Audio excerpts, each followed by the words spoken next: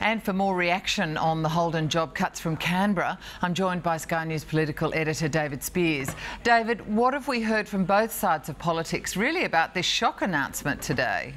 Well, I think there are a number of political aspects that flow from this announcement, Helen, and the main one will be the level of government support, taxpayer support for the car industry, which, as James has articulated, we've seen more than $2 billion just for Holden alone over the last 12 years. Last year, a deal to help them keep going worth $215 million from the federal government, $60 million from the Victorian and South Australian governments, and yet still today another 500 jobs to go, as announced by Holden. So should this industry support continue? Should it be increased? Should it be reduced? Is it working? Is it worthwhile? I think this is going to be, once again, another heated debate over the level of industry support for car makers in Australia.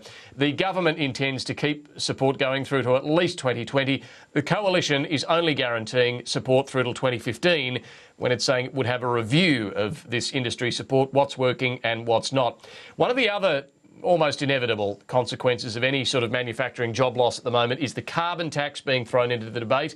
We certainly had that very quickly from Jamie Briggs, Shadow Parliamentary Secretary and one of the local MPs there in Adelaide, who well knows the pressures on this industry and was quick to say that the carbon tax was at least one of the factors.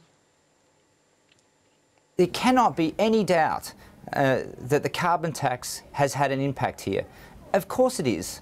I mean, if it is adding $460 million to the operations of this business, and they are citing cost of doing business factors, as I understand Mike Devereux did in his press conference, it has to be a factor. It's an own goal from a government that has lost its touch.